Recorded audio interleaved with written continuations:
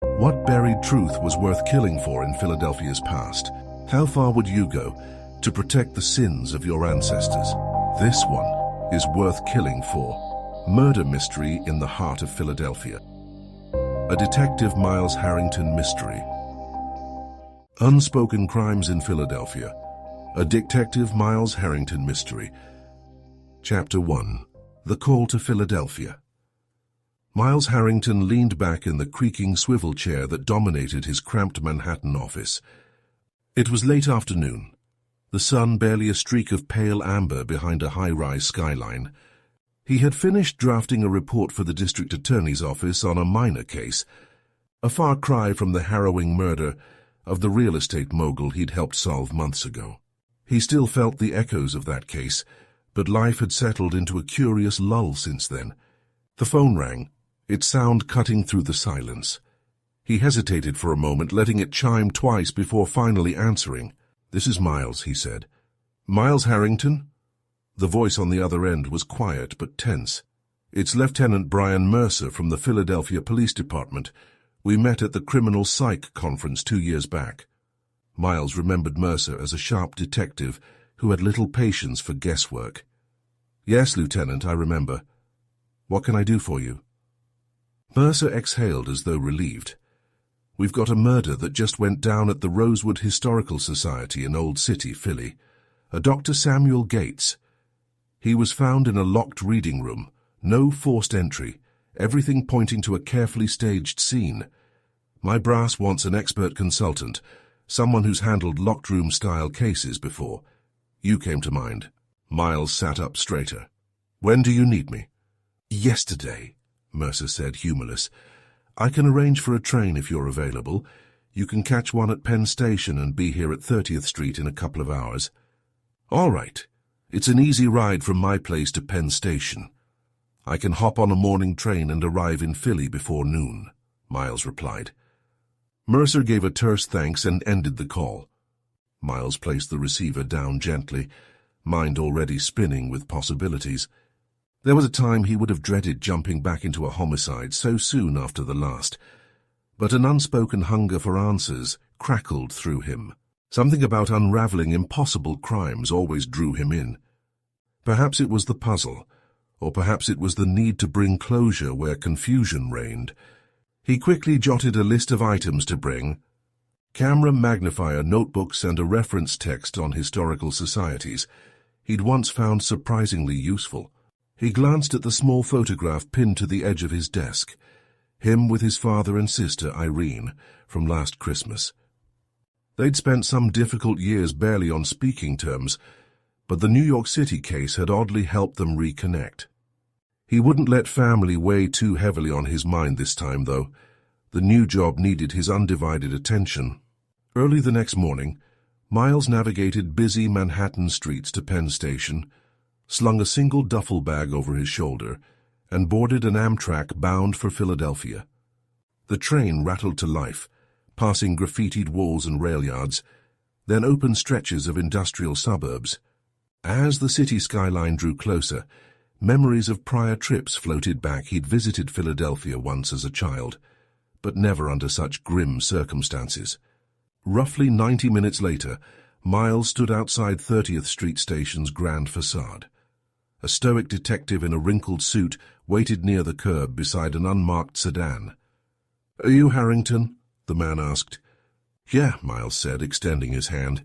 "And you must be—" "Detective Samuel Wu," he replied, rummaging in his jacket pocket for keys. "Mercer's waiting at the Rosewood Historical Society. He sent me to grab you. Let's go." Inside the sedan, traffic soon choked the roads, but Wu skillfully navigated toward Old City.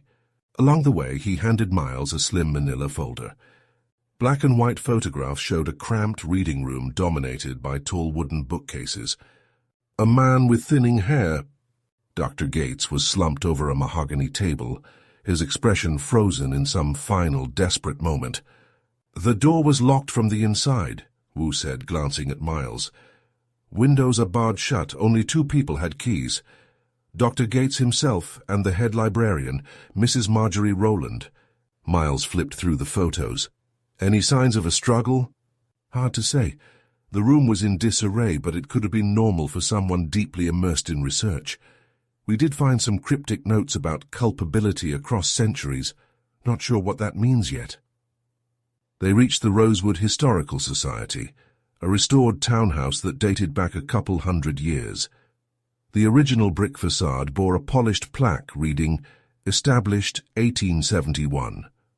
Inside the foyer, Lieutenant Mercer greeted Miles with a brisk handshake. He led him straight to the reading room. Police tape blocked off the area, but the initial evidence remained visible. An overturned chair, scattered books featuring references to Revolutionary War spies, half-crumpled documents that looked suspiciously like early drafts of a scholarly paper. The overhead light flickered. "This place is downright eerie," Mercer murmured, gesturing to a dark stain on the wooden floor where the victim had bled out. "We can't figure out how the killer got in or out. Forensics found zero sign of forced entry. And we're in a city building that's locked at night. Dr. Gates had come by to work late. Apparently, that was his routine. Staff says they left by 7 p.m. Miles circled the table, stooping down to examine faint marks near the leg. "Look here. This scratch suggests the table was shoved or dragged. Maybe the killer moved it. Why stage the scene?" "Good question," Mercer said. "We suspect the murderer wanted to send some sort of message, or maybe it was personal." Miles straightened. "We'll figure it out. First, I need to talk to everyone who had contact with Dr. Gates in the past week. Colleagues, staff, even close friends, if any. Also, I want to know exactly what he was researching. Sometimes the motive's hidden in dusty records nobody else cares about." Mercer nodded. "We'll get on it. In the meantime, can I count on you to run point on forensics analysis from a consultant perspective?" "Of course." They passed by a corridor lined with old portraits of stern-faced donors, their names etched in gilded script. An unsettling hush loomed over every step, as if the building itself mourned Dr. Gates's violent end. Miles paused at a painting of a 19th-century philanthropist, whose eyes seemed to follow him. "Philadelphia's a city that wears its history," Miles said quietly. "Let's see if that history has begun to wear on it in return." Mercer frowned. "You're thinking Gates uncovered something from the past that put him in someone's crosshairs?" Miles ran a hand through his hair. "That's exactly what I'm thinking. And if he did, we need to find out what secrets he dug up, before whoever killed him decides to strike again." A chill coursed through the hall, though the day outside was mild. Miles took one last glance at the ghostly reading room, already certain that this case would unearth far more than an isolated killing. A city's skeletons had a way of refusing to stay buried, and from the looks of it, Dr. Gates might have rattled the wrong bones. Chapter 2. Flickers of Clarity. Miles Harrington arrived at the Rosewood Historical Society early the next morning, determined to examine the scene of Dr. Gates's murder in greater detail. The old wooden doors groaned as he pushed them open. A librarian in a rumpled sweater waved him through. The hush inside felt almost oppressive, as though the building itself disapproved of the violence that had breached its quiet halls. Detective Samuel Wu greeted him near the lobby, a clipboard in hand. "Morning, Harrington," he said. "Mercer's busy at the precinct, so I'm your guide today. Forensics didn't disturb much after the initial sweep." Miles nodded. "The locked room scenario still troubles me. Let's see if anything stands out." They headed down a short corridor that led into the reading room. Shelves of fusty tomes lined the walls, and a faint rectangle of darker wood marked the spot where Dr. Gates had been found. Although much of the bloodstain had been scrubbed, an uneasy feeling clung to the space. "Mind if I look around alone?" Miles asked. Wu shrugged. "Suit yourself. I'll check on a few staff members who might have more to say now that things have settled." As soon as Miles was alone, he began scanning the shelves near the spot where Dr. Gates's body had been discovered.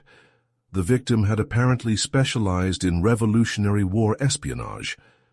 He flipped through a half-dozen volumes bearing names like Codebreakers of 1776 and Shadows of the Past, Unresolved Strife in Philadelphia's Revolution. A recent purchase receipt slipped out of one book, The signature an indecipherable scrawl. Miles couldn't tell whether it was Dr. Gates's handwriting or someone else's, but he took note of it anyway. One chapter heading caught his eye. Culpability and Conspiracy, the Unofficial Histories. That same word, culpability, had come up in his conversation with Lieutenant Mercer. He resolved to revisit the book when he had more time. Suddenly the floorboards creaked behind him. Miles spun around to see a slim woman in a grey sweater standing at the doorway. She looked to be in her late 20s, her brown eyes alert and curious. "You must be Miles Harrington," she said softly. "I'm Elaine Roth with the Philadelphia Inquirer. The staff let me in. I've covered historical preservation for a while, and I also wrote a few pieces on Dr. Gates's work. He was a friend." Miles offered a courteous nod, though his guard remained up. "I've heard your name, Ms. Roth. The police aren't keen on letting reporters near an active crime scene." She gave a small apologetic smile. "I won't interfere. I just need you to know Dr. Gates may have been killed for what he was researching. I suspect there's something bigger going on." Miles narrowed his eyes. "Bigger how?" Taking a cautious step forward, Elaine lowered her voice. "I've seen patterns of unexplained deaths among historians or archivists along the East Coast, one in Connecticut, another up near Albany. Both were exploring sensitive or controversial local histories. I think Dr. Gates found similar secrets here in Philadelphia." Miles's pulse kicked up. "That's a strong claim. Any proof these cases are connected?" Elaine bit her lip. "Nothing concrete yet. I've got old newspaper clippings, dates, details. Some of it lines up. Dr. Gates told me he'd uncovered references to a decades-old scandal tied to Philadelphia's revolutionary heritage. He wouldn't say more, but he warned me not to poke around alone." Before Miles could press her further, he heard Detective Wu's footsteps in the hallway. A moment later, Wu appeared, brow furrowing when he saw Elaine. "Ms. Roth, you're not supposed to be roaming on your own." She raised her hands in surrender.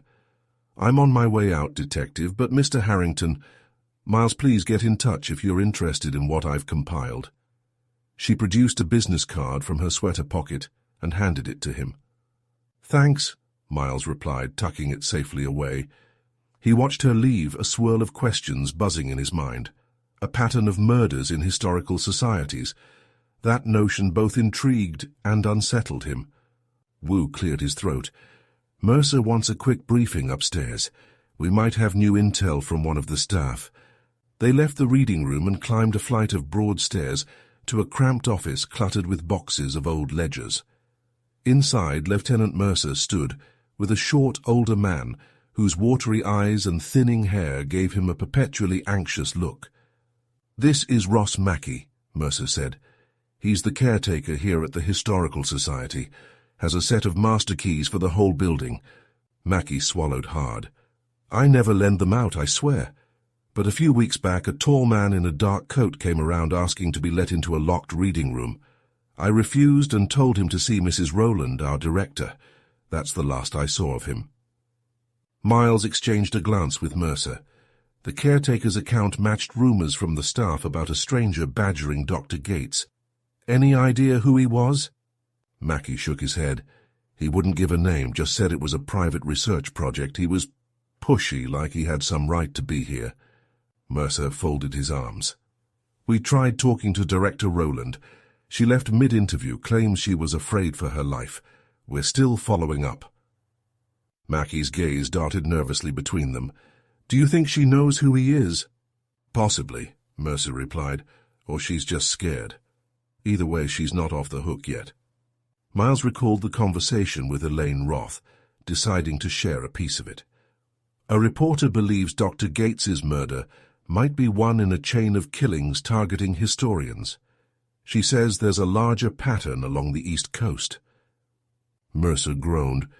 "The brass won't like talk of a serial killer, but we can't ignore it." Wu nodded. "We'll keep that angle quiet until we have real proof. Meanwhile, forensics wants us downstairs. They found something near the victim's desk." They retraced their steps back to the reading room, where a crime scene technician held up a scrap of paper in a sealed evidence bag. Its typed text read, "The guilt is ours from decades ago, and it won't remain hidden. One by one they will fall to the truth." A chill ran through Miles. The words hinted at a long-buried secret that had finally stirred someone to kill. "You still think this is about academic research?" Mercer asked softly. Miles shook his head. "No, it's about something deeper, something tying the city's past to this murder, and if the reporter is right, the killer may have done this before." The reading room's stillness pressed in on them.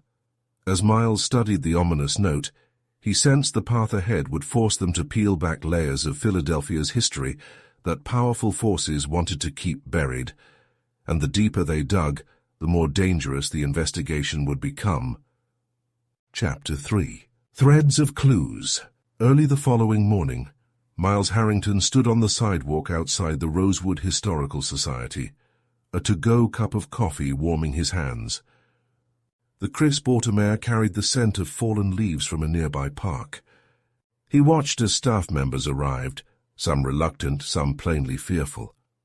After Dr. Gates's murder, the building's once quiet halls had become an epicenter of suspicion. Detective Wu emerged from a parked sedan, phone already in hand. "Good timing. Mercer wants us to interview the staff who worked with Dr. Gates. Some of them might be suspects, or at least might have seen something." Miles nodded. They made their way inside, where a temporary station had been set up in a wide hallway. Chairs were arranged like a makeshift waiting area. A uniformed officer ushered in employees one by one to give statements. The tension was palpable. Nervous glances, hushed tones. The first staff member to enter was a middle-aged archivist, Harriet Bloom, who'd been assisting Dr. Gates with his research on Revolutionary War spies. She settled into a chair across from Miles and Wu, twisting her hands in her lap. "I'm sorry about Dr. Gates," she said tremulously. "He was passionate, maybe too much at times. He believed there were parts of Philadelphia's revolutionary history that had been deliberately suppressed. He'd call them ghost stories that won't stay buried." Miles made a note. "Did he ever mention being threatened?" Harriet's eyes flicked to the side. "Well, not directly. But about 2 weeks ago, a man stormed in demanding to see Dr. Gates. He was tall, wore a dark coat, said Gates was digging up trouble that should remain in the ground. I told him Dr. Gates wasn't there that day, which was true, but the man left furious." "Did you tell Dr. Gates about this?" Wu asked, pen hovering over his own notebook. "I did. He just brushed it off, said that every time he poked at controversial topics, some fanatic would show up to protest. He joked that it was part of the job." Harriet's voice trembled. "I should have insisted on better security." Miles shared a glance with Wu. "We have a lead on a tall man in a dark coat from the caretaker as well. Anything else about him? An accent? A name? Anything?" Harriet shook her head. "I only spoke with him for 30 seconds, but he had a certain intensity, like he believed the world had done him wrong." When Harriet left, they interviewed 3 more staff members. None had more details on the stranger, though one had overheard Dr. Gates referring to a Philadelphia ghost in an argument. The puzzle pieces remained scattered, but a single thread was emerging, an unknown individual deeply opposed to Gates's research, enough to threaten him publicly. As the morning wore on, Miles grew restless. He stepped into a side office to review the collected testimonies. That's when Elaine Roth poked her head in, her expression tentative. "May I?" she asked. He gave her a curt nod. Despite her potential usefulness, any conversation felt like a risk. Law enforcement hated unauthorized leaks, but ignoring her insight might be unwise. "I've been reading old articles about Dr. Gates," Elaine said, stepping inside. She handed Miles a folder brimming with newspaper clippings and scribbled notes. He'd previously uncovered financial discrepancies tied to city restoration projects in the mid-1970s. I suspect that was part of his new line of research. A few big names were rumored to have made hush payments to cover up fatal accidents during construction. Miles leafed through the clippings. He recognized one of the philanthropic foundations from Dr. Gates's files, the Wellingford Fund. These accidents, anything about them looking like murders in hindsight? Elaine hesitated. Some were never properly investigated.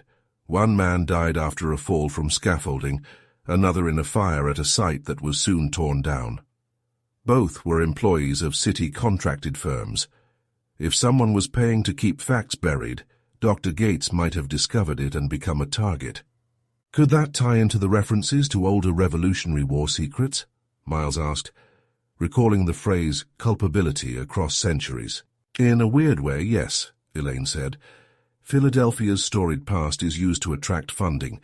If those restoration projects had shady backgrounds or laundered money from powerful figures, it might connect to bigger skeletons, maybe from families who've been entrenched here for generations, stretching back to colonial times. He handed the folder back, mindful to show the courtesy. "Can I keep these copies?" She nodded. "I made extras, but Miles, be careful who you trust. I've gotten anonymous letters telling me to drop this line of investigation or else." A ripple of alarm crossed his mind. "Threats? Did you alert the police?" "They're aware, but I have nothing concrete. Just typed letters with no return address," she said, gaze dropping. "Still, I won't back down." A knock on the door made them both jump. Detective Wu peered in. "Harrington, we're going to the caretaker's house. He called, says he remembered something important about Dr. Gates's last few days. Elaine, you should head out. This is police work." Elaine offered a faint smile. "Sure." As she left, she mouthed to Miles, "Call me if you need anything." Miles and Wu stepped outside to find a patrol car waiting. The caretaker, Ross Mackey, lived in a modest row house near the Delaware River. The drive took them past centuries-old brick buildings, bustling tourist areas, and pockets of neglected streets where new developments butted up against historic facades. Mackey answered the door wearing slippers and a ratty sweater.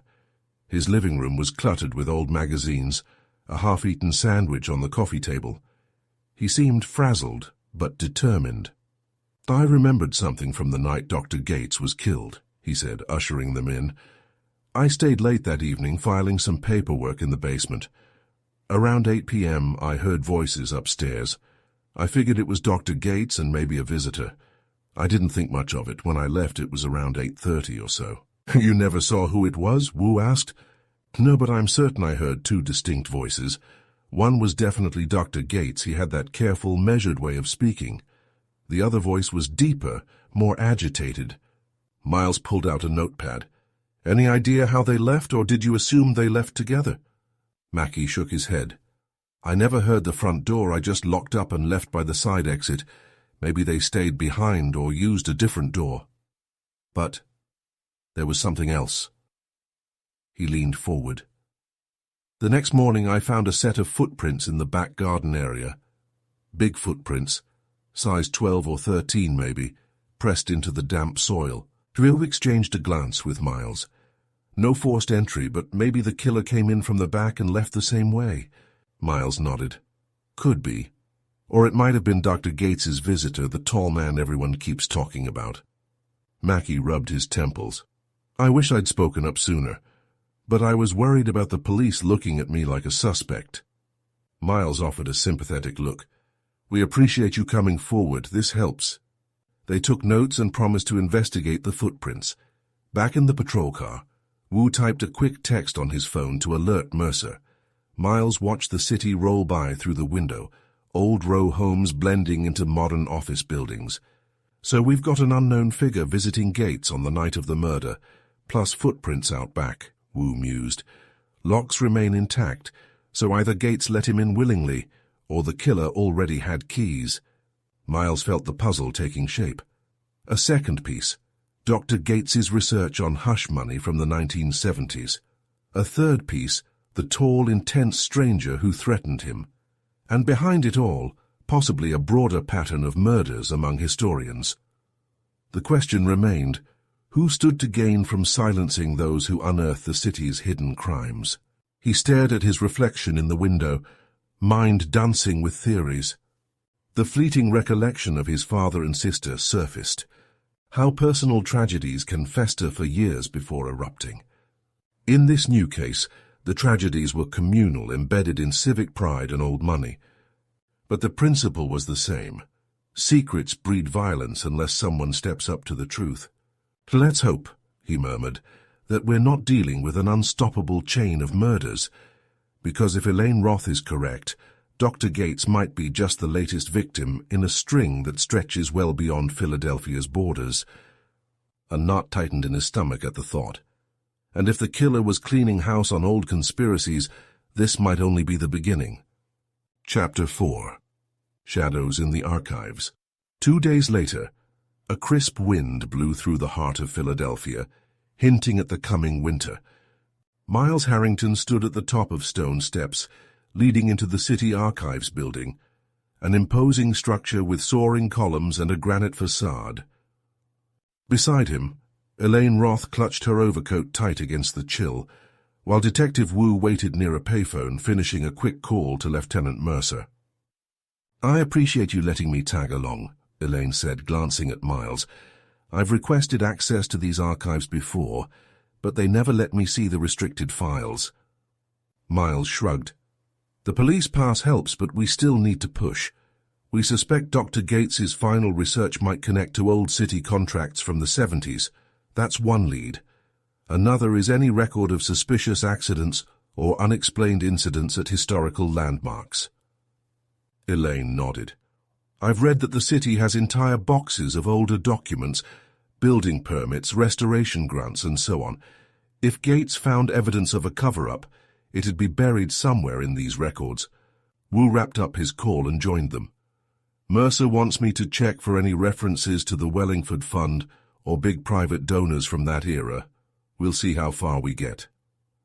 They entered the archives, passing through a security checkpoint manned by a bored guard. The interior smelled of dust and paper tomes and files stacked behind caged shelving. A harried clerk directed them to a dimly lit reading room where microfilm machines and battered card catalogues coexisted, relics of an earlier age. Miles, Elaine, and Wu split the workload. Miles took the microfilm station, scanning old newspaper issues for keywords like Rosewood Historical Society, Wellingford Fund, and accident. Elaine delved into a file cabinet stuffed with building permits, while Wu tackled typed city council meeting transcripts from the mid-1970s. An hour passed in near silence, broken only by the whir of microfilm reels. Miles rubbed his eyes, blinking at a particular news piece from 1976. "Worker dies in fall at Independence reconstruction site. Officials cite safety violation." The article mentioned how one Joel Thompson lost his life under questionable circumstances. The contractor, funded by a private sponsor, had settled with Thompson's family out of court. No details on who that sponsor was, just a note referencing the city's generous philanthropic support. Miles pressed print, capturing the clipping. A pattern of hush money, indeed. "Find something?" Elaine's voice was soft but urgent as she sidled up. She held a small stack of typed memos, which she placed beside him. "Me too." Miles glanced through her memos, eyes widening. "These are from the Department of Cultural Affairs. They detail private donors who paid supplemental costs on top of their official contracts. And here's Wellingford Fund, right at the top."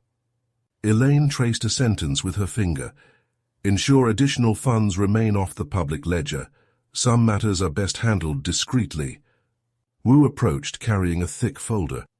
"I found transcripts from a closed-session city council meeting. Names are redacted, but the discussion revolves around potential liability for multiple site accidents, mentioning a need to quietly resolve potential lawsuits for the sake of civic pride. And guess who keeps popping up? The Wellingford Fund." Miles exhaled slowly. So Dr. Gates was on the trail of systematic cover-ups. He must have believed these accidents were in fact murders, or at least extremely suspicious. If someone orchestrated them to ensure no one blew the whistle on shady dealings, that could go all the way up the chain. Elaine looked pale. When he told me he'd found a link to older crimes, I thought it might just be typical corruption, but this... Killing workers to keep development profitable? That's monstrous. Wu closed the folder. We should cross-reference the names of major players in the Wellingford Fund with known genealogies. Philadelphia's aristocracy can trace itself back to colonial families. Maybe that's where the Revolutionary War angle meets the modern hush-ups. A family tradition of protecting its secrets at all costs. Suddenly a figure moved in the far corner, rustling through a file cabinet. Miles tensed, exchanging a glance with Wu. The figure wore a dark overcoat and appeared to be rummaging through a drawer labeled 1975-1979 Restoration Projects. Before they could react, the man slammed the drawer and bolted for the side exit. Wu sprinted across the reading room, phone in hand, but the man slipped through the door. By the time Miles and Elaine reached the hallway, they found only silence and an open emergency stairwell. A metal door clanged below. Wu cursed under his breath. "He's gone." Elaine shivered. Who was that? Another researcher? Or maybe the killer searching for anything Dr. Gates might have left behind? Miles frowned, scanning the scattered documents. We might not know for sure, but it's safe to guess that someone is monitoring our progress, and Dr. Gates's prior activities. They may also be looking to destroy evidence. Gathering what they could, the trio returned to the reading room to quickly copy key documents. The sense of being watched lingered. Elaine paused at one point to pull out her phone. A bulky device, and typed a brief message. She explained it was to her editor, giving a cryptic update. Just in case something happens to me, I want someone to know what I've uncovered. Miles and Wu exchanged uneasy looks but said nothing. They understood that in these situations, caution was wise. Once they finished, they exited the archives into the grey afternoon light. A chill wind nipped at their faces. Wu grabbed a payphone to call Mercer with a summary of the new evidence. Miles noticed Elaine glancing warily around them, as if someone lurked behind every parked car. That man in the archives? It's the same figure described by caretaker Mackey and the staff, she asked quietly. Possibly, Miles replied. Tall, dark coat, fits the general description. She let out a ragged breath. If he's the killer or works with the killer, then we're in serious danger. We're close to finding the truth about the Wellingford Fund and these older crimes. Miles didn't sugarcoat it. Yes, the more we uncover, the riskier it gets. Jas rejoined them, pocketing the phone's receiver. Mercer wants us back at the precinct to go over next steps. Also, we need to figure out if the caretaker or the library director can identify that man if we get a photo lineup. We might have to loop in the staff again. As they headed toward Wu's sedan, Elaine paused. I'm going to break off for a while, she said. I want to check a hunch at the Inquirer's archives. Different from the city's official records, sometimes reporters keep personal notes and off-the-record interviews that never saw print. Miles glanced at Wu. Is she safe on her own? Elaine offered a fleeting smile. I'll stay in crowded places, keep my eyes open. Anyway, I can't rely on the police for everything. My job is to dig, and that's exactly what I'm doing. Wu shrugged. Just be careful. Once she was gone, Wu and Miles climbed into the sedan. The city's late afternoon bustle closed around them as they navigated toward the police precinct. For all the day's progress, tangible documents linking suspicious accidents to wealthy donors, they were still no closer to identifying the person who had strangled Dr. Gates in that locked reading room. Let's hope we have enough to move forward, Wu murmured, drumming his fingers on the steering wheel at a red light. Miles stared at the passing pedestrians, their faces flushed by the wind. Each stranger held a potential clue or threat in this sprawling tapestry of a city. If Wellingford Fund is involved, we'll need to question their current board members, maybe dig into older membership roles. The killer could be a hired enforcer, or even a direct descendant from the families behind the fund. He couldn't shake the uneasy feeling that each scrap of evidence they found also brought them closer to the murderer's sights. The city's old bones were stirring, and the shadows they cast might swallow anyone who got too close to the truth. If Dr. Gates's fate was any indication, The price for exposing these secrets might be a bullet, or worse. Wu accelerated at the green light. Then let's get to it, Harrington. They drove on, the day's last light fading behind the cityscape, leaving the roads to shine under old lampposts. A timeless city now haunted by new fears. Miles knew that if they didn't unravel this soon, more bodies could fall, and the killer, whoever he was, showed no sign of stopping. Chapter 5. Unraveling Motives. A tense hush blanketed the homicide unit's conference room at the Philadelphia Police Department. A few old fluorescent lights buzzed overhead, casting a sterile glow on the corkboard filled with photos.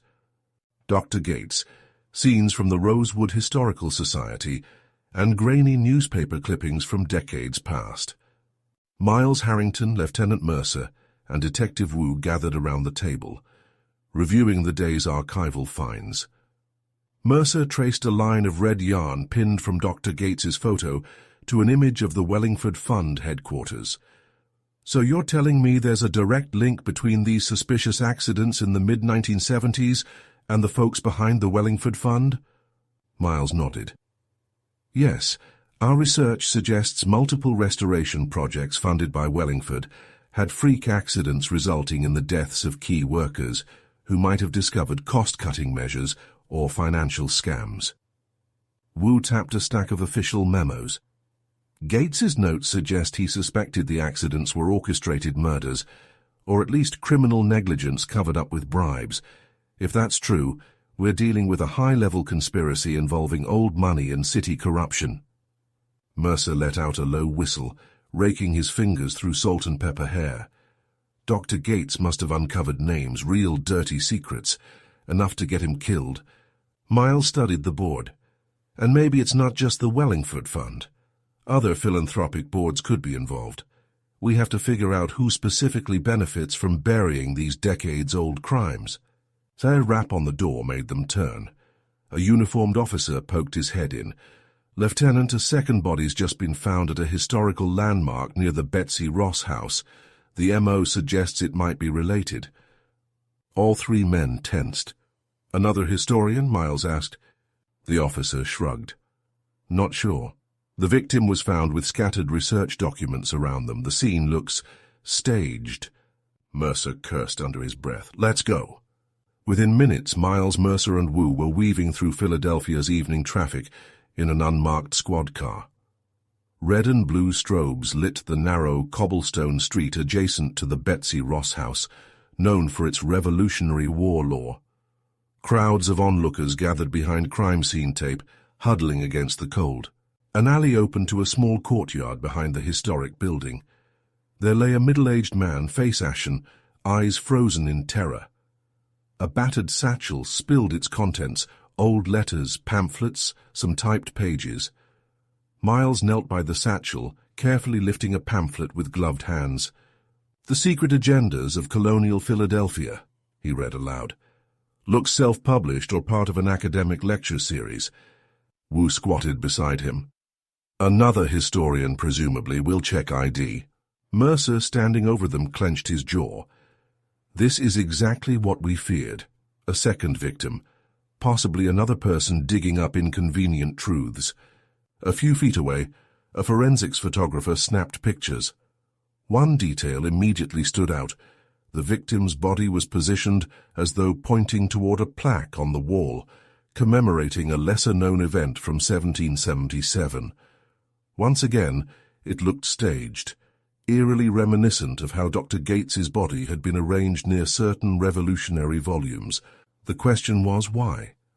Miles wondered if the killer was drawing parallels between the city's colonial past and its modern-day skeletons. Each murder, a grim testament that some secrets were never meant to see daylight. He spotted a slip of paper peeking from the victim's jacket pocket. Carefully he extracted it. Handwritten in sloppy pen strokes, it read, "Stop or more ghosts will emerge from the grave." Miles showed it to Mercer and Wu, who shared his grim expression. "The killer's leaving warnings," Mercer said. "This is no random homicide." Wu stepped aside to answer his vibrating phone, then rejoined them. ID confirms the victim is Avery Wells, an independent researcher who specialized in colonial-era legal documents. According to a colleague, he'd been investigating land grants from the 18th century, trying to prove some were fraudulently used to control modern development. Mercer gave a short nod.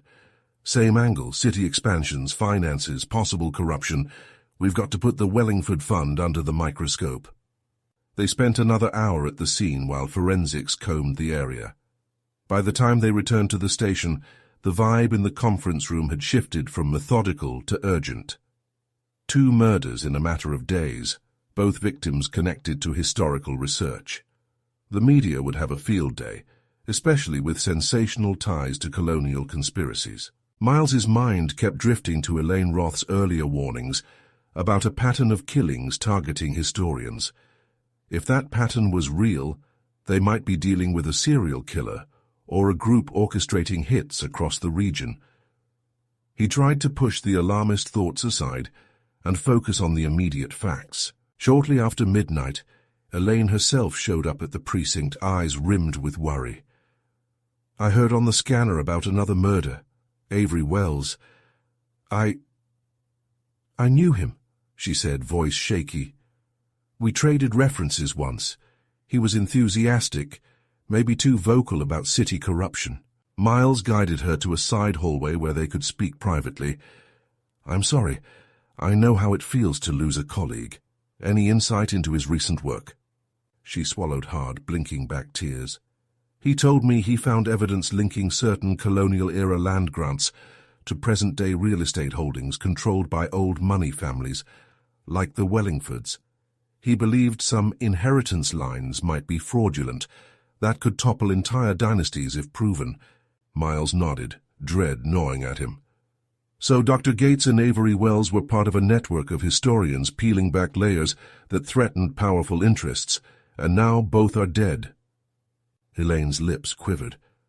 I'm scared, Miles. This has to be bigger than one hired gun, right? He placed a reassuring hand on her shoulder. We'll find the truth, but you need to be cautious. If the killer knows you're poking around these same leads, I won't stop, she said, though her voice wavered. Wells would want the truth out, so would Dr. Gates. They rejoined Mercer and Wu, who were studying a map of Philadelphia pinned on the wall. Red pushpins marked the murder sites, along with significant landmarks under Wellingford Fund influence. The overlap was too glaring to ignore.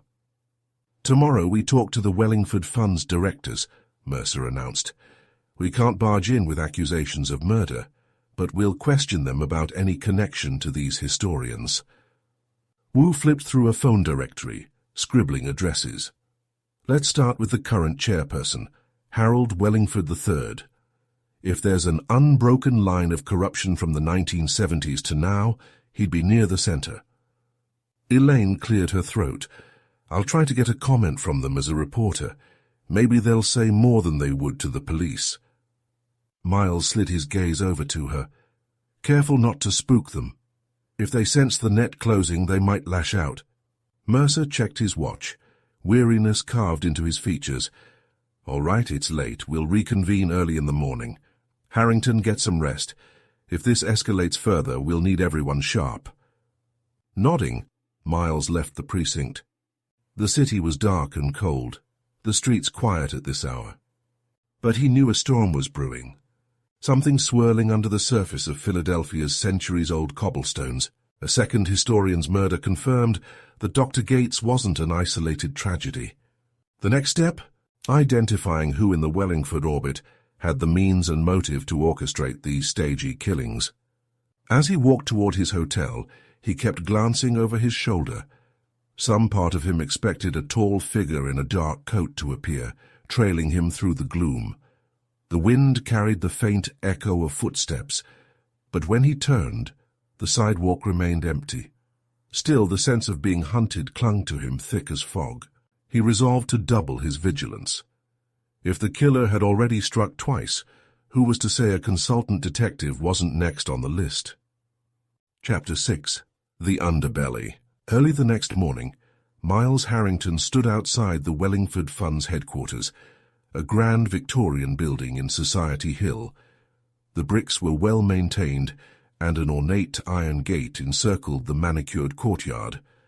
Sunlight glinted off stained glass windows, a veneer of respectability that clashed with the dark suspicions swirling around the foundation. Detective Wu parked the unmarked sedan out front. Lieutenant Mercer had stayed behind to coordinate city resources, leaving them to handle the initial approach. "Ready?" Wu asked, stepping onto the curb. Miles nodded. "Let's see if they talk." They walked up the short flight of stone steps to a polished wooden door. A security camera glared from the corner.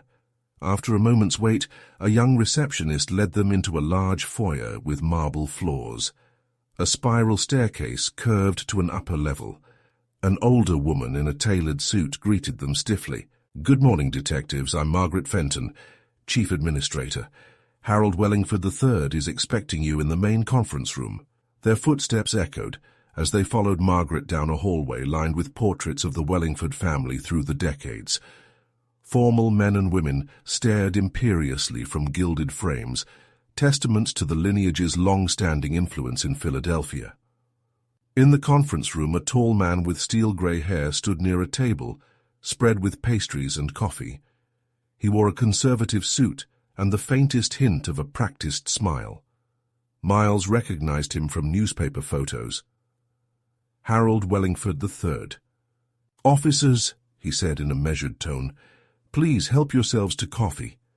He gestured politely, though his eyes remained cool. Miles and Wu declined. They sat opposite him at the large mahogany table, exchanging a glance that silently said, "Let's keep this formal." "We appreciate you agreeing to speak with us," Wu began. "We're investigating 2 recent homicides. Historians Dr. Samuel Gates and Avery Wells, both of whom were researching matters connected to the Wellingford Fund's past involvement in city restoration projects." Wellingford's expression shifted, a flicker of discomfort beneath his calm façade. "A tragedy, truly. We at the Wellingford Fund encourage thorough scholarship. We had no reason to wish these historians harm." Miles leaned forward. Yet Dr. Gates was examining old financial statements that point to suspicious accidents in the 1970s. We have reason to believe he unearthed details of a cover-up involving large payoffs to families of the deceased. Any comment on that? Wellingford sighed. "Those were unfortunate accidents, from what I understand. My grandfather was in charge then. If hush money was paid, it was likely a misguided attempt at compassion or to avoid a protracted legal battle. Still, that doesn't equate to murder." Miles noted that Wellingford seemed prepared for the question. "Are there any current board members who also served during that period?" "Mrs. Winifred Halcombe," he replied. "She's been with the fund since the late 1960s, though she's nearly retired now." "Could we speak with her?" Wu asked. Wellingford nodded, face neutral. "I'll arrange a meeting if you wish, but she's in poor health. I doubt she recalls much from decades ago." After a tense 15 minutes, they left with minimal new information. Wellingford's carefully rehearsed statements echoing in their ears. Outside, Wu rubbed his temple.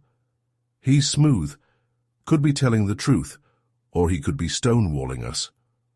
A short time later, they convened with Elaine Roth at a diner a few blocks away. She nursed a cup of tea, eyes watchful. "How'd it go?" she asked. Miles explained the vague conversation. Wellingford pinned it on his grandfather's era. He's either ignorant or well-practiced at hiding things. "Or both," Elaine said. "I did some digging of my own. The Wellingford Fund has a labyrinth of subsidiary trusts. One name popped up repeatedly, the Halcombe Trust, co-run by Winifred Halcombe. She was rumored to be the real power behind many philanthropic deals back in the 70s. Wu raised an eyebrow. If she was running things, maybe Dr. Gates found direct evidence tying her to those suspicious deaths. Elaine nodded. "I wouldn't be surprised if Halcombe orchestrated the hush money. She might have had muscle to enforce it too, some kind of fixer. The question is, does that fixer still exist?" Miles set his coffee down. If so, that person might be the one killing historians now, closing loops, tying off loose ends. "Elaine, Any mention of a tall, imposing individual linked to the fund? She shook her head. Nothing I could find, but I'm still looking. It's possible he was an under-the-radar associate. Their conversation was interrupted by the buzz of Wu's phone. He flipped it open to read a text. Urgent. House break-in. Possibly Elaine's place. She's not answering her line. Wu's eyes snapped up in alarm. Elaine paled. My apartment. Miles felt his pulse jolt. We need to go, now. They rushed to Elaine's building in a historic district near the Delaware River. Police cars blocked the narrow street. Uniformed officers were already inside, clearing rooms. Elaine's expression was tight with fear as she accompanied them. Upstairs, the door to her apartment hung ajar, splintered at the lock. Inside was chaos. Drawers pulled out, files strewn across the floor, her modest living space turned upside down. Nothing of obvious value appeared stolen. Her old TV was untouched, as was a small stereo.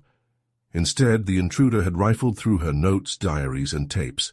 They were looking for my research, Elaine said, voice shaking. They want to know what I have on the Wellingford Fund and the older murders. Wu carefully scanned the trashed living room, snapping pictures with a disposable camera from his pocket. Any backup copies? Elaine nodded, hugging herself. At the Inquirer office, some at home with my parents in Pittsburgh, but if they found this place, they might track me anywhere. Miles laid a hand on her shoulder. We can arrange protective detail if you want. She swallowed. I might take you up on that, but I also have a friend I can stay with for now, someone I trust. After uniformed officers finished, the three of them surveyed the damage. A sense of dread settled over Miles. The break-in wasn't random. Someone close to the Wellingford Fund's shadowy past was methodically hunting for evidence, just as they'd rummaged in the city archives. The killer was one step ahead, trying to eradicate any link to the old crimes. Wu's phone buzzed again. Another text. Need you back at precinct. The caretaker has new info. Ross Mackey, Miles asked. What does he want now? Wu looked grim. Says he found old letters in the Rosewood basement. Something about bribes from the 70s addressed to the Halcombe Trust. Elaine's face went pale. If Halcombe is behind this or connected to the killer, she might be the one sending these threats. She or someone acting under her authority. Miles guided her out the apartment, sidestepping the strewn papers. Then we talked to Mackey. The noose is tightening. As they left, the crisp air outside felt like a slap. Elaine locked the ruined door as best she could, as if that might keep out the menace shadowing them. But Miles knew better. Their only real protection was to expose the entire truth before it was too late. If they failed, the hidden puppet master behind these murders would ensure no more historians or prying reporters could connect the dots. Chapter 7. The Maze of Deceit. Late afternoon light slanted through the windows of the Rosewood Historical Society's basement. Miles Harrington, Detective Wu, and Ross Mackey, the caretaker, stood around a battered wooden table stacked with cardboard boxes. Dust particles swirled in the air as Mackey peeled back the lid of a box labeled Confidential, 1973-1978. You see, Mackey said, voice trembling. I found these in a corner behind some old shelves. I think Dr. Gates had been slowly moving them out to examine, but he never finished. Miles reached in and pulled out a handful of aged documents, each stamped with the Halcombe Trust seal. Receipts, letters, and ledger sheets revealed large sums of money disbursed under ambiguous headings like worksite contingency or emergency compensation. Look at this, he said, pointing to a letter. It was dated 1976 and addressed to a construction foreman who'd lost an employee in a so-called accident. The letter included a promise of payment contingent on signing a non-disclosure agreement about site conditions. Wu let out a low whistle. That's hush money in black and white. Mackey shuddered. If Dr. Gates had gotten this organized, he would have had definitive proof of criminal negligence, possibly murder. Whoever's behind the new killings must have realized that. They heard footsteps overhead, a reminder that the Rosewood Society was still open for regular business. The basement, however, remained a seldom-trod labyrinth of archives. Miles carefully replaced the documents. "We need to get these to Mercer. This is crucial evidence." "Agreed," Wu said, pulling out his phone. He typed a quick text, presumably to Mercer, then frowned. "No signal down here. I'll send it once we're outside." As they headed back upstairs, they found Elaine Roth waiting at the main lobby, her face taut with anticipation. "Anything?" Miles showed her a single letter. She scanned it, eyes widening. "This is direct involvement from the Halcombe Trust. My God, this could blow the lid off everything." "Let's not let it out of our sight," Wu cautioned, slipping the letter into a protective folder. Before they could exit, a stern voice called from behind. "What is the meaning of this?" They turned to see Mrs. Marjorie Rowland, the Society's director, standing at the threshold of a side office. She looked frazzled, her grey hair escaping its neat bun. Though she'd been a person of interest earlier, she seemed more frightened than confrontational now. "The caretaker discovered evidence that Dr. Gates was compiling," Miles explained gently. "It could explain his murder." Rowland's lips parted, but she hesitated. Then she beckoned them into her office, closing the door behind them. "I need to speak. I was hesitant before because I feared for my life." Wu raised an eyebrow. "You're not involved in the murders?" She sank into a chair, shoulders trembling. "God, no, I was threatened. Told that if I dared talk about what Dr. Gates was researching, I'd end up dead. Anonymous phone calls at my house, letters slid under my door. I panicked and ran when you first questioned me." Miles pulled up a chair. "Who threatened you?" "I don't know," she admitted, voice cracking. "But I suspect it's someone connected to the older generation of donors, specifically those who've funded the Society for decades. I overheard Dr. Gates on the phone once, arguing with an older woman. He kept saying, 'You can't bury the past forever, Mrs. Halcombe.' I thought maybe it was Winifred Halcombe." Elaine's eyes narrowed. "That name keeps surfacing. Halcombe, the Wellingford Fund. Are you certain it was Winifred Halcombe?" Rowland nodded vigorously. "As certain as I can be. He seemed to believe she was personally responsible for orchestrating cover-ups, and that she had help from a loyal enforcer." Wu frowned. "This lines up with the rest of our evidence. Where does the enforcer fit in now? Possibly that tall man in the dark coat." Rowland spread her hands. "I don't know his name, but rumor has it he's some distant relative, or a long-time associate of Halcombe. He does the dirty work, threats, intimidation, and from the look of things, murder." Miles exchanged a grim look with Elaine. If Halcombe and her enforcer had been paying visits to Dr. Gates before he died, it was likely the same pattern repeated with Avery Wells. And if they realized Elaine was in the loop, she could be next. "Thank you for coming forward," Miles said gently. "We'll make sure you're protected, but we need you to hand over any additional files Dr. Gates might have stored here." Rowland nodded, her posture visibly sagging in relief. "There's more in a locked cabinet in Dr. Gates's personal office. I'll get you the key." She rummaged in a desk drawer and produced a brass key with a faded label. "If you find anything that helps catch his killer, that's all I want." With that, they left her office, accompanied by Mackie. Together, they climbed to Dr. Gates's office on the second floor. It was a small space, lined with shelves full of battered volumes. Miles unlocked a simple wooden filing cabinet in the corner. Inside, they discovered a trove of typed pages, plus photocopies of old city council records annotated in Dr. Gates's neat handwriting. He was compiling a timeline, Elaine observed, picking up a meticulously organized binder. From the early 1970s to now, charting who was involved in each restoration project, every suspicious death, and every hush payout. Mackie's eyes grew wide. "This is a skeleton key to unraveling the entire conspiracy." Wu's phone buzzed with a text alert. He read it, mouth tightening. "Mercer says a man matching our suspect's description was seen near the caretaker's house an hour ago, probably snooping, looking for those letters." A tremor ran through Mackie. "They know I have them, or had them. Good thing I turned them over." Elaine quickly lifted her own phone, tapping a message to her editor. I'm telling my paper that if anything happens to me, the full story gets published. No more secrets. Miles nodded. That might be your best insurance policy. He looked at Wu. We need to move quickly, gather all this evidence, and track down Winifred Halcombe before we have another victim on our hands.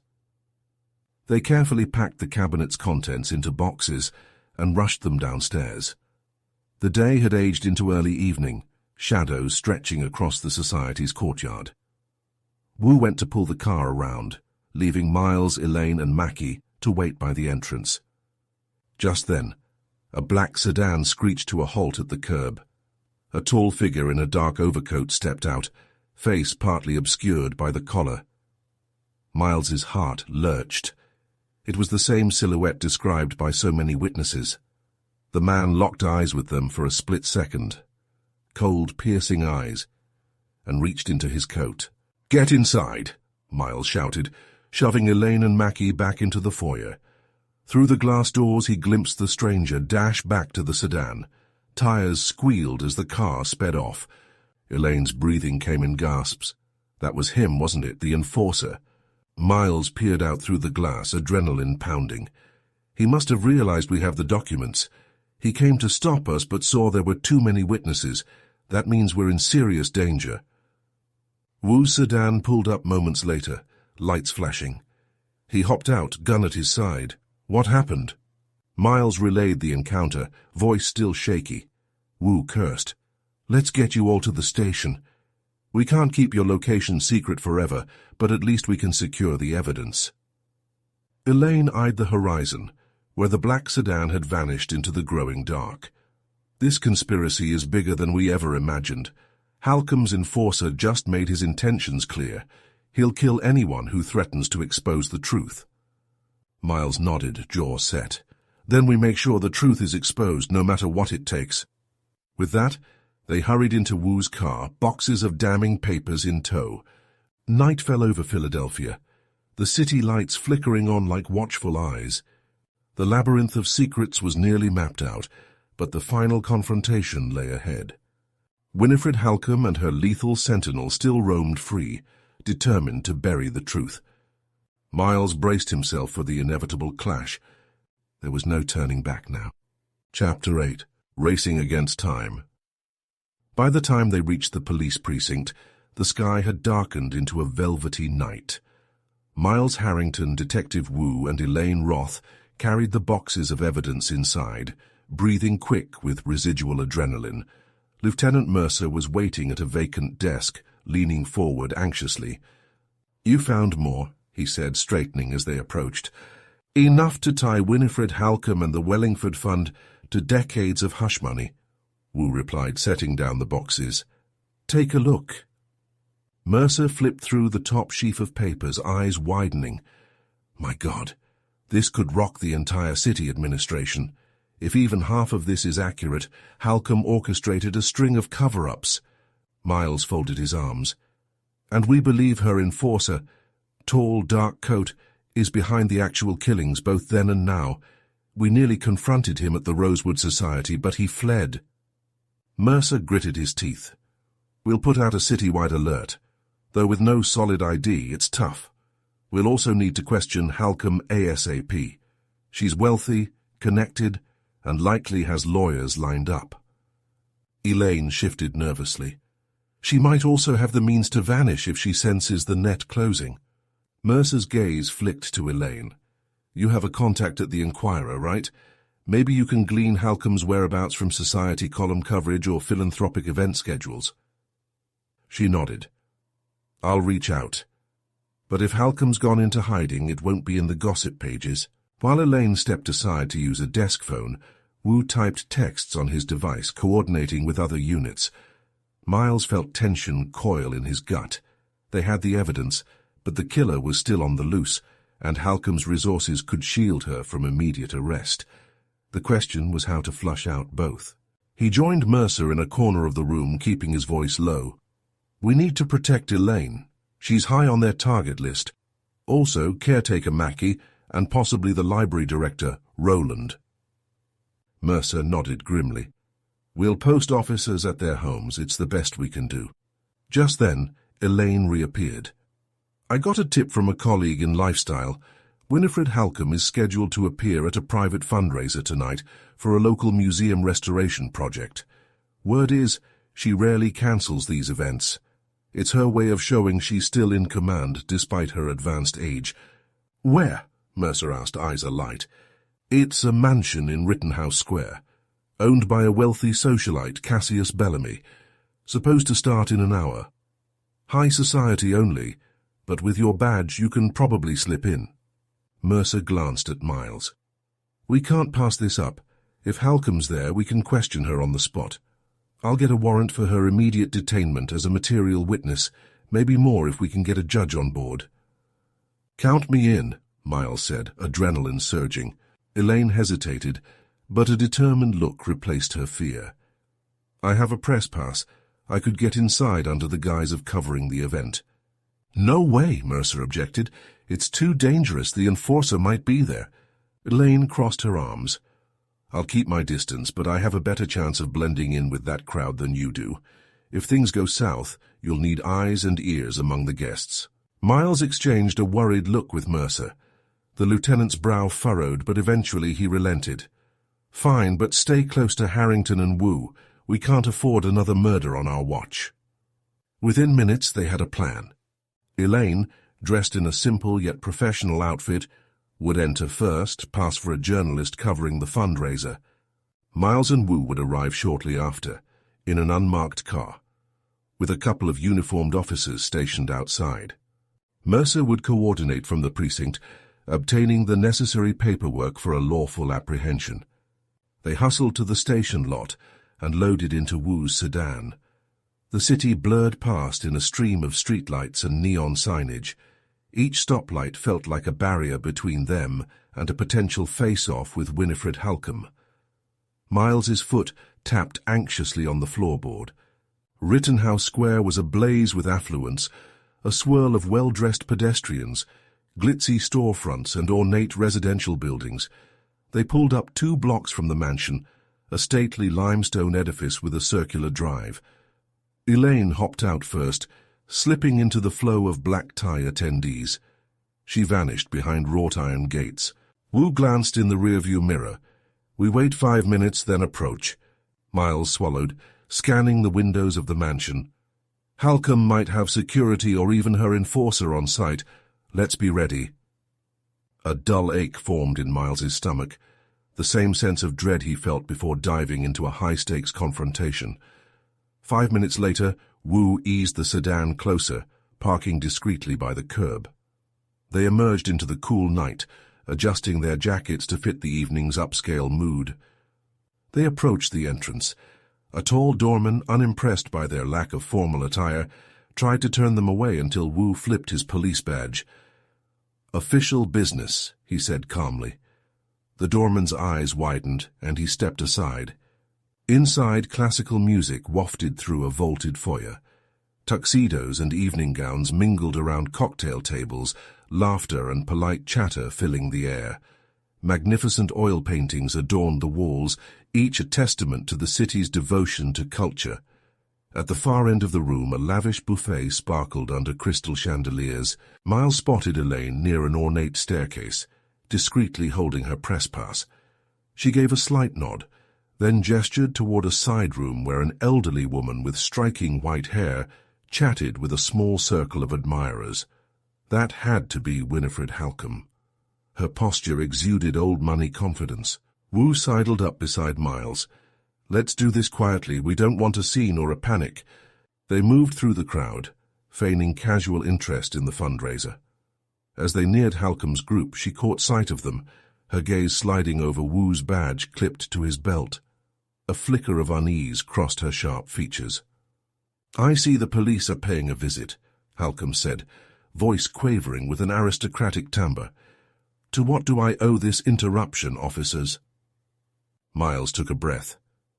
"Winifred Halcombe, we need to speak with you regarding an ongoing homicide investigation. Privately, if you please." Her companions looked startled, but Halcombe maintained her poise. "This is quite improper. I suggest you make an appointment." Wu stepped closer, lowering his voice. "This isn't optional, ma'am." Her jaw tightened, but she gestured toward a side parlor. "Very well, but I won't be manhandled by the likes of you." In the parlor, away from prying eyes, Halcombe slowly lowered herself onto a velvet settee. Miles stood before her, hands clasped behind his back. "Mrs. Halcombe, we have evidence tying you and your trust to decades of suspicious accidents and possible murders. Historians Dr. Samuel Gates and Avery Wells were recently killed after uncovering documents that implicate you." She sniffed, feigning outrage. "Absolute nonsense. My philanthropic endeavors have always been above board." Wu produced a letter from the caretaker's discovery, holding it out. "Explain this, then.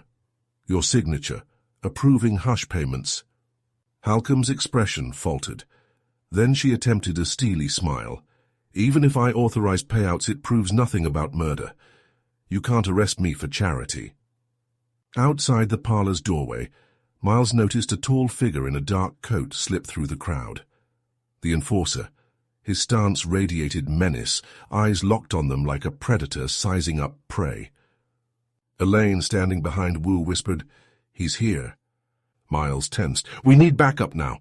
Voss reached for his phone, but the tall man lunged toward them, a flash of metal in his hand, a small firearm.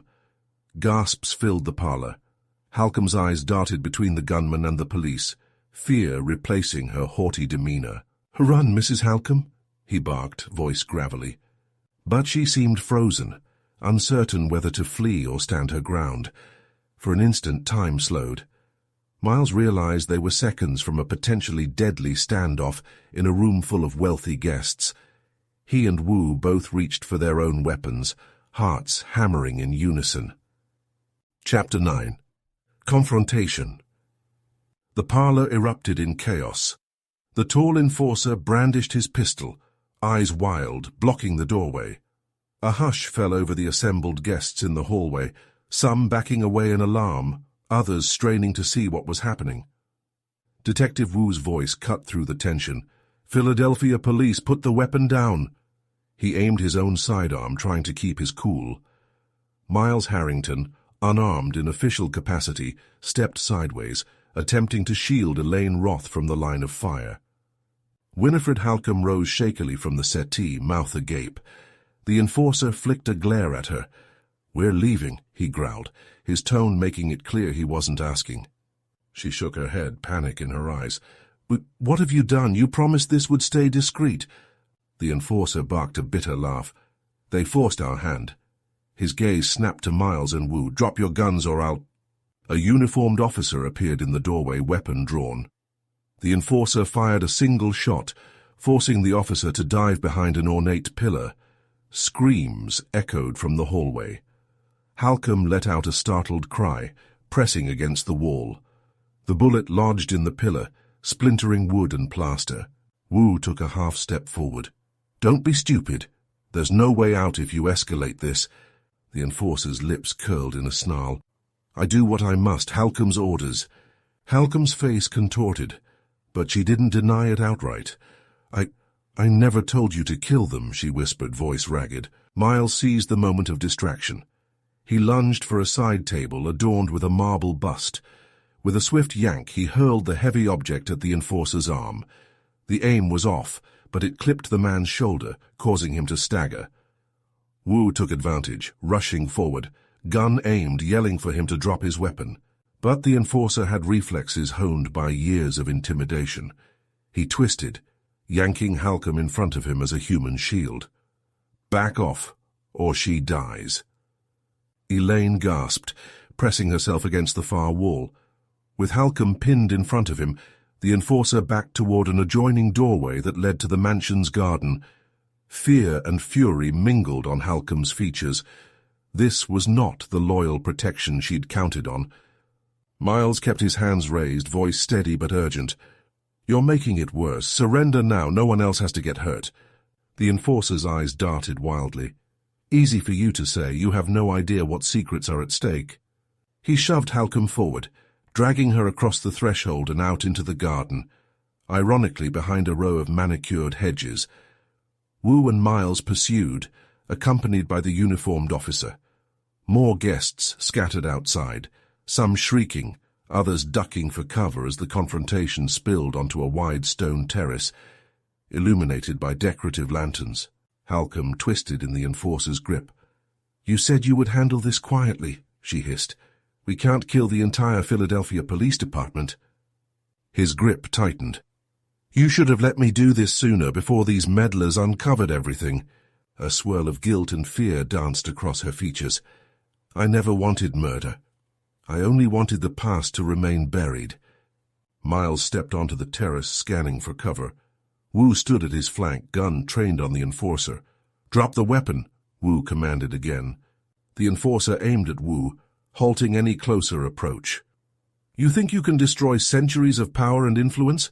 One arrest can't tear down an empire. Halcombe's family has run this city from the shadows forever." Halcombe whimpered, trembling in his hold.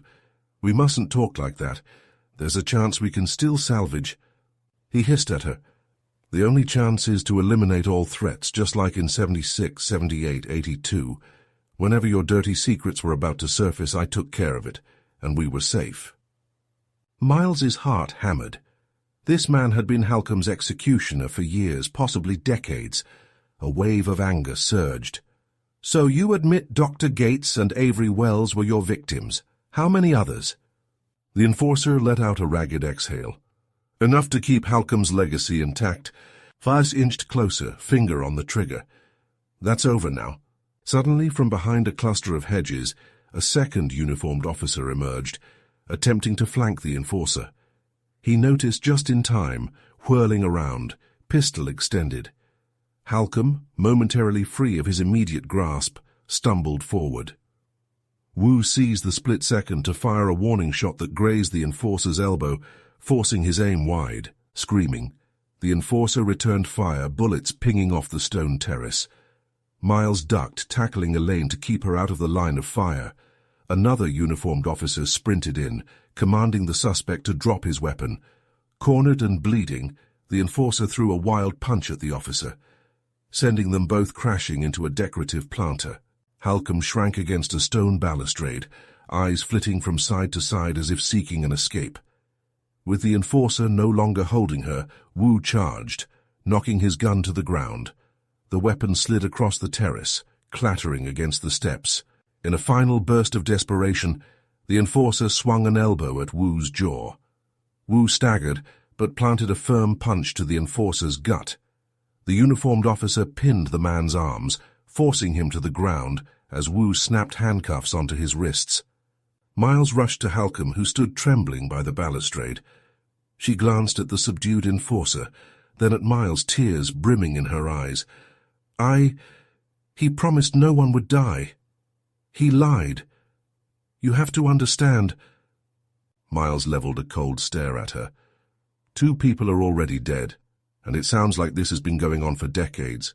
You'll have your day in court if you cooperate." She sank to her knees on the polished stone, burying her face in her hands. "It was my father's empire. I inherited it, the secrets, the enforcer. I just wanted to protect the family name." Wu, cradling his bruised jaw, joined them. "And you did it through extortion, bribes, murder. It's over." The enforcer spat a mouthful of blood, glaring up at them. "You don't know the half of it. There are others, people who do anything to keep the old ways." But before he could elaborate, he coughed violently, clutching his wounded arm. Paramedics and more officers arrived in a flurry. Elaine slipped out from behind the hedges, shaky but unharmed. Halcombe was taken into custody, wailing about legal counsel and defamation, while the enforcer received emergency treatment before being dragged to the squad car. The onlooking socialites whispered in scandalized tones, some snapping pictures with early digital cameras or calling friends on clunky cell phones. Miles let the adrenaline subside, his heart pounding in his ears. Wu clapped him on the shoulder, exhaustion in his gaze. "We got them, Harrington." Elaine approached, relief and tears shining in her eyes. "I can't believe it's over." Miles glanced at Halcombe's hunched form being guided away in handcuffs. "Maybe for now," he said softly, "but if that enforcer's right, There could be more players lurking in the shadows. Elaine nodded, swallowing hard. We'll expose them all, one by one. For the moment, though, the crucial confrontation was done. Dr. Gates and Avery Wells had been avenged, and the immediate threat of further historian murders seemed contained. Miles closed his eyes, letting the night air fill his lungs. They had pulled off what many thought impossible, ripping off the veneer of respectable philanthropy to reveal corruption and homicide. As the police lights painted the mansion's facade in red and blue, the final chapter of this deadly legacy began. But beneath the sense of triumph, an uneasy realization gnawed at Miles. Philadelphia's ghosts weren't gone, merely forced into the light. And shining that light might well draw out others even more dangerous. Chapter 10. Resolution and New Shadows. A week later, the media storm was still in full swing. Newspaper headlines proclaimed, "High society icon arrested, decades of corruption unveiled," and "Winifred Halcombe's enforcer confesses to murders." Philadelphia reeled from the scandal, the city abuzz with talk of how deep the conspiracy reached. Despite Halcombe's frantic denials, the evidence collected by Dr. Gates, Avery Wells, and now the police was damning. Miles Harrington stood in a corridor at the Philadelphia Police Department, scanning the day's front page. Elaine Roth had authored an exposé for the Philadelphia Inquirer, documenting the entire cover-up, from the 1970s accidents to Dr. Gates's murder. She quoted official statements from Lieutenant Mercer, verifying that the enforcer had confessed to carrying out multiple killings at Halcombe's behest, though he also hinted at other unnamed associates. Elaine joined him, a steaming coffee in hand. "One of my biggest stories yet," she said with a mix of pride and sadness. "I wish Dr. Gates and Avery Wells could see it." Miles offered a grim smile. "They'd be proud you brought their research into public view. It's the best tribute." He led her down the hallway to Mercer's office, where Wu was busy finalizing the case file. Mercer glanced up. "Harrington, Ms. Roth." "Come in." Wu shuffled papers into a thick binder, tapping the cover. "This is it. We're handing it off to the district attorney's office. Halcombe's lawyer is already making noise about mental incapacity and claiming her enforcer acted alone. But between the documents and the enforcer's partial admission, the DA has a solid case. The homicide charges are going forward." Elaine's brow furrowed. "Partial admission?" Mercer nodded. "He admitted to killing Dr. Gates, Avery Wells, and a few others in the 1970s, but he refuses to name any co-conspirators besides Halcombe, claiming she gave the final orders. We suspect she's been the linchpin of the cover-ups for decades. Now that she's in custody, the old guard might scramble or fade away." Miles considered the enforcer's cryptic warning about others. "We shouldn't assume it's over, though. Halcombe was part of an entrenched system. Someone else might step up to keep these secrets buried." Mercer leaned back in his chair, exhaustion etched into his face. "True, but for now we've done what we can. That's how it goes in this line of work. Chisel away at the rot, piece by piece." Elaine looked at Miles. "What about you? Are you heading back to New York soon?" Miles shrugged. "I'll stay a couple more days to tie up loose ends, check in on caretaker Mackie and Miss Rowland. After that, yeah, I'll head home. I've had enough locked-room murders and dark conspiracies for a while." She nodded, gaze softening. "I owe you a lot. If you hadn't been here, I'd still be fumbling for leads and maybe dead. Listen, about your last case in New York, I read up on it. You overcame personal stuff with your family while solving that murder. I'm glad you got some peace there." Miles forced a small smile. "We're not perfect, but we're trying. Maybe once I'm home I'll have dinner with my father and sister again. See how we're all holding up." She glanced at her watch. "Well, I better run. The editor wants a follow-up story on the city's reaction. Take care, Miles. Keep in touch." With a fleeting wave, Elaine left, her footsteps echoing down the corridor. Miles watched her go, thinking how her determination had proved vital. She would be a formidable ally, or rival, in any future investigation. Wu tidied his desk, phone still buzzing with messages about the case. "You know," he said, glancing at Miles, "Philadelphia owes you, and so do I. You helped us crack something that's haunted this city for years." Miles shook his head. "Just doing the job I was asked to do, but thanks." Mercer rose, extending a firm handshake. "Don't undersell yourself. This was a big fish. Go home, take a break, unless some other department snatches you up first." They parted ways in the station lobby. Outside, the bright morning sun hinted at a new beginning for the city. The crisp autumn air carried a tang of hope, as if the old ghosts had finally been exorcised, at least for now.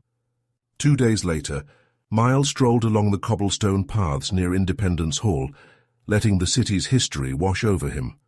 Tourists snapped photos, oblivious to the recent drama that had played out behind closed doors.